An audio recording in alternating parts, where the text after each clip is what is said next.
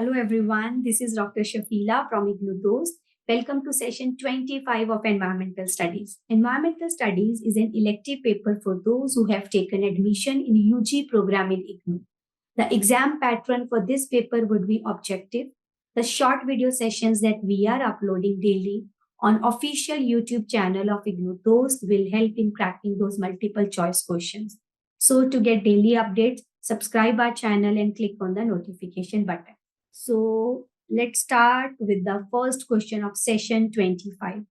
So this is the session 25, but here we are starting with the second chapter of environmental studies. So this is the first question, first session on chapter 2, okay, that is natural resources. So first question of chapter 2 is, in which of the following do forest not play a significant role? इसमें से किसमें forest जो है वो significant role play नहीं करते हैं, ठीक है? So forest जो है soil formation में क्या role play नहीं करते? False, because forest जो है they do play a significant role in the soil formation. How? देखो soil जो formation होती है वो दो steps में होती है. Soil बनती है आपकी rock से, ठीक है? So first step में रॉक्स का ब्रेकिंग होता है, क्लियर? सो पहले स्टेप में रॉक्स टूटती हैं, सेकेंड स्टेप में पीडोजेनेसिस होता है. पीडो का मतलब सॉइल, जेनेसिस मींस जनरेशन. सो पहले रॉक्स टूटती हैं, फिर रॉक से क्या बनती है? सॉइल बनती है. So that step is paedogenesis. अब पीडोजेनेसिस क्या होता है? पीडोजेनेसिस में सेकेंड स्टेप में जो फर्स्ट स्टेप में आपके रॉक के पार्टिकल, छोटे छोटे पार्टिकल टूटे थे, they get mixed with the organic matter. So organic matter के साथ आपके रॉक पार्टिकल मिक्स होते हैं, तो आपकी क्या बनती है? जिससे मिक्स होने से उसका physical, chemical and biological change होता है. So that is soil formation, that is paedogenesis, ठीक है? सो पीडोजेनेसिस में क्या है? Rock particle, the broken rock particle, they get mixed with the organic matter and undergo physical, chemical and biological changes that leads to soil formation. अब जो मैंने organic matter की बात करी, वो ऑर्गेनिक मैटर आया कहाँ से? ऑर्गेनिक मैटर क्या है? डेड एंड डिकेड प्लांट्स और एनिमल्स. वो ऑर्गेनिक मैटर हमारे पास आया फॉरेस्ट से. सो फॉरेस्ट जो है वो कैसे रोल प्ले करते हैं soil formation? The dead organic matter, dead plants और एनिमल्स, वो आपका जो ऑर्गेनिक मैटर है उससे आपकी क्या बन रही है? सॉइल बनती है. सो फॉरेस्ट जो है they play a significant role in the soil formation. Second is water conservation. Again forest एक मेजर रोल, एक सिग्निफिकेंट रोल प्ले करते हैं in water conservation. How? Via water cycle. Water cycle को manage, balance कौन करता है? Forest करते हैं. फॉरेस्ट से इवेपोरेशन हो रहा है, ट्रांसपीरेशन हो रहा है, वाटर का फ्लो जो है वो कंट्रोल हो रहा है. सो वाटर कंजर्वेशन में फॉरेस्ट जो है they do play a significant role. Regeneration of carbon dioxide. देखो फॉरेस्ट, हमें ये पता है कि फॉरेस्ट जो ट्रीज हैं या फॉरेस्ट जो प्लांट्स हैं, वो by the process of photosynthesis they use CO2, they do not release CO2, they do not regenerate CO2, ठीक है? सो फॉरेस्ट जो है, ऑब्वियसली जब तक हम फॉरेस्ट में फायर नहीं होता, जलते नहीं है, तब तक CO2 रिलीज नहीं होता, ठीक है?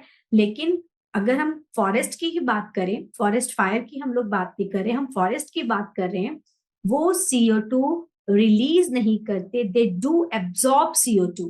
सो रीजनरेशन ऑफ कार्बन डाइऑक्साइड में फॉरेस्ट का रोल नहीं है. Moderation of climate. So climate तो मेजर रोल है फॉरेस्ट का क्लाइमेट को मॉडरेट करने में. कैसे? वो आपके क्लाइमेट को ठंडा रखते हैं, वो रेनफॉल में हेल्प करते हैं, वो वाटर साइकिल को मैनेज करते हैं, they do manage the carbon dioxide cycle, they do manage the oxygen cycle. तो इन सब में आपके फॉरेस्ट का रोल है, जिसके कारण आपका जो क्लाइमेट है वो मॉडरेट हो रहा है, ठीक है? वो बैलेंस्ड है. Clear? So answer to this particular question is regeneration of carbon dioxide, that is C.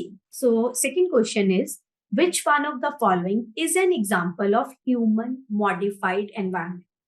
मतलब कोई ऐसा नेचुरल एनवायरनमेंट था जिसको ह्यूमन ने मॉडिफाई कर दिया, जिसकी फंक्शनिंग को ही ह्यूमन ने, या जिसकी तुम कह लो कि पूरे प्रोसेस को ही ह्यूमन ने मॉडिफाई कर दिया. आर्टिफिशियल लेक्स की बात करें, so artificial lakes are the lakes created by human.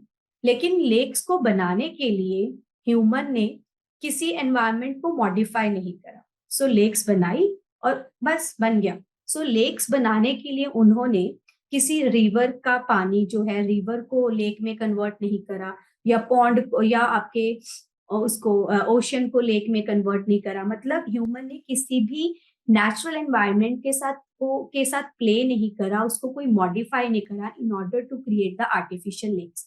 So artificial lake is definitely created by human, but it is not modified environment. Orchids और आपके क्रॉप फील्ड्स, सो ऑर्चर्ड्स या crop fields आपके जो हैं, दोनों ही ह्यूमन ने ही बनाए हैं, ऑर्चर्ड या क्रॉप फील्ड, लेकिन ये नेचुरल है, इसमें ह्यूमन कुछ मॉडिफाई नहीं कर सकता। क्रॉप फील्ड या ऑर्चर्ड में प्लांट्स लगे, उनको वो आपके वो इरिगेट कर रहा है, वो उनको पेस्टिसाइड दे रहा है या उनको फर्टिलाइजर्स दे रहा है। So it is again not a modified environment. उसने कोई नेचर का जो नेचुरल प्रोसेस का उसको तोड़ के कुछ और नहीं बनाया, उसने बस खेत लगाए, खेत उगाए और बगीचे आपके ऑर्चर्ड जो है वो लगाए। ठीक है, so orchard and crop fields are definitely created by human, but it is not like modified environment. Let's talk about dams. Dams में क्या करा, ह्यूमन ने रिवर का जो फ्लो था, रिवर का जो प्रोसेस था, उसको चेंज कर दिया, उसको मॉडिफाई कर दिया। नेचुरल रिवर का जो पानी था उसके फ्लो को मॉडिफाई करा, उस पे फिर डैम बनाया। ठीक है, so that is modified environment, क्योंकि रिवर नेचुरली फ्लो कर रहा था, बट उसके पानी को उसने रोका या उसके पानी को उसने किसी और पर्पस के लिए यूज करा। सो दैट इज जिससे वो मतलब डैम बना रहा है वो। ठीक है, सो डैम बना रहे, क्यों डैम बनाने के लिए उसने नेचर जो नेचुरल इकोसिस्टम था, रिवर था, उसको मॉडिफाई करे। So dams are the example of human modified environment. So answer would be D. Next question is which one of the following regions cover more than 50% plant species in the world? So आपके जो tropical rain forest हैं, जिनको हम लोग जंगल भी बोलते हैं, they are rich in biodiversity. We have already discuss this thing in one of the previous sessions कि ट्रॉपिकल रेन फॉरेस्ट में although the soil is poor in nutrients comparatively, क्योंकि इतनी बारिश होती है कि जो आपकी सॉइल में एक्स्ट्रा न्यूट्रिएंट्स है, they do not remain in the soil, they get leach down into the lower layer. However tropical rain forest की बायोडाइवर्सिटी बहुत ज्यादा है, they are rich in diversity of species. तो वर्ल्ड के more than 50% plant species आपको कहाँ मिलती हैं?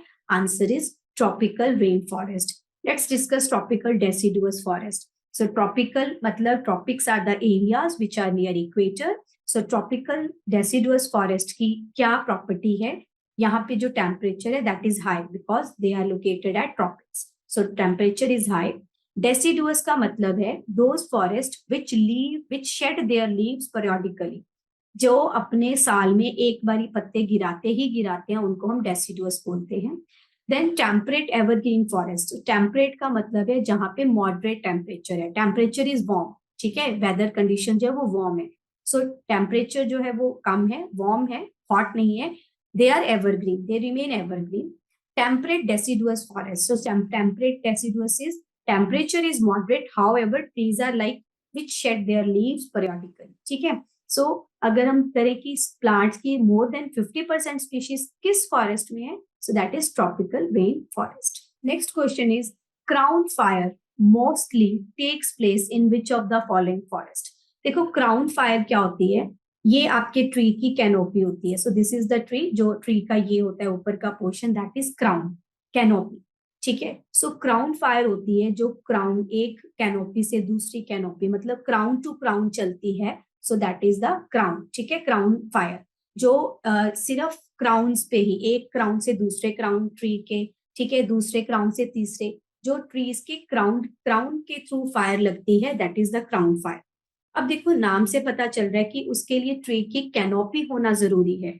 एक कैनोपी से दूसरी कैनोपी पे आग लगना, दूसरी से तीसरी पे फायर लगना। So this is the crown fire. So जहां पे ट्रीज की कैनोपी ज्यादा होगी वहीं पे क्राउन फायर जो है वो मोस्टली होंगे। अगर हम ऑप्शन पढ़े डेंस फॉरेस्ट, सो डेंस फॉरेस्ट जो है वो इतने डेंस हैं क्योंकि उनके जो ट्रीज है ना, they have a canopy like merged canopy. Canopy ऐसी कि वो आपस में trees they are like merged. अगर यहाँ पे इस ट्री पे फायर लगी तो इस पे तो बहुत इजीली लग जाएगी. सो क्राउन कैनोपी जो आपके डेंस फॉरेस्ट हैं, because they are dense, they are having trees which are having like बहुत सारे मतलब हेवी क्राउन है, हेवी कैनोपी है, तो वहां पे सबसे ज्यादा क्राउन फायर होती है, मोस्टली टेक्स प्लेस. अगर मैं थॉर्न फॉरेस्ट की बात करूं तो यहाँ पे थॉर्नी आपको ट्रीज मिलेंगे. ठीक है. सो जिनकी जो कि स्टंटेड हाइट के होंगे, जिनका क्राउन जो है वो कम होएगा. स्वाना जो है दीज आर द ग्रासलैंड्स. ठीक है. एल्पाइन जो है दीज आर ऑल्सो ग्रासलैंड्स. तो सवाना या एल्पाइन में आपको बहुत ज्यादा ट्रीज नहीं मिलेंगे, अगर मिलेंगे भी तो उनकी जो हाइट है वो स्टंटेड होगी. थॉर्न फॉरेस्ट में भी आपके जो ट्रीज हैं दे आर लाइक थॉर्नी, मतलब उनकी भी जो हाइट है वो ज्यादा नहीं है, बट उनका जो कैनोपी है वो ज्यादा नहीं है. ठीक है. सो डेंस फॉरेस्ट जो है, क्योंकि इन फॉरेस्ट में ट्री की कैनोपी जो है वो ज्यादा है, सो दैट इज वाई वहां पे क्राउन फायर जो है वो मोस्टली होती है. So last question of session 25 is which one of the following statement is not an argument in favor of multi-purpose river project. River project हम dams की ही almost बात कर रहे हैं. मल्टीपर्पज का मतलब है कि एक ऐसा तुमने वहां पे डैम बना लिया जो तुम्हें इलेक्ट्रिसिटी भी दे रहा है, जो वहां के लोगों को उनकी इकोनॉमी भी बढ़ रही है. ठीक है. वो एक टूरिस्ट प्लेस भी शायद बन गया वहां पे. तुम लोग रिक्रिएशनल पर्पस के लिए भी तुम उसको यूज कर रहे हो. ठीक है. सो वहां पे दैट प्रोजेक्ट जो है वो फ्लड्स को भी कंट्रोल कर रहा है. वहां के लोगों में पानी की कमी नहीं हो रही, उनको मतलब वाटर, वहां के लोगों के पास पानी की कमी नहीं है तो वो भी मिल रही है. तो that is the multipurpose river project. ठीक है. सो हमें बताना है इनमें से कौन सी स्टेटमेंट जो है it is not an argument in the favour of. कौन सा तुम कह लो कि प्रॉपर्टी फेवर में नहीं है मल्टी प्रोजेक्ट रिवर की, या पॉजिटिव नहीं है, यू कैन से दिस. ठीक है. So multi-purpose project bring water to those areas which suffer from water scarcity. This is true.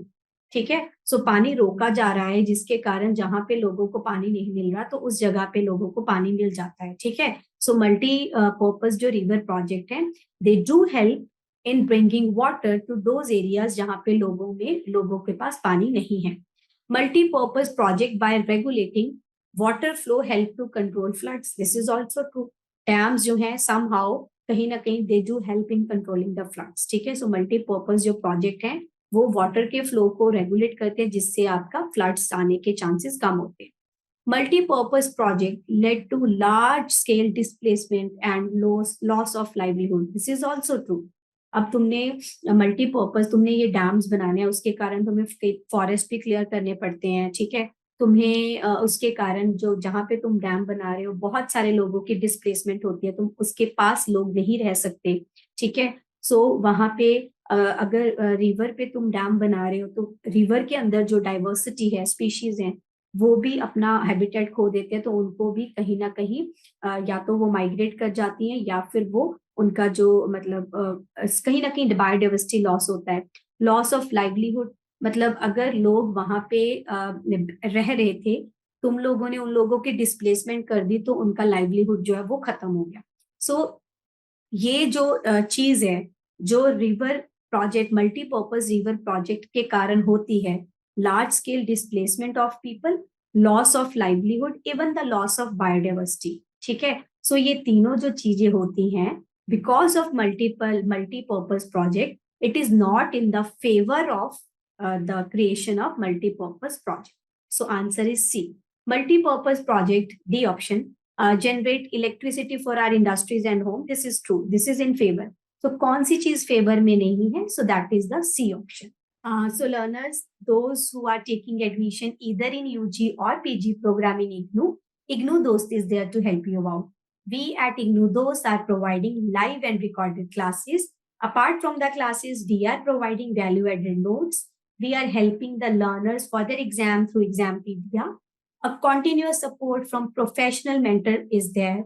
They are helping the mentees for completing and submitting the assignments, for career development, for skilling the personal and social development.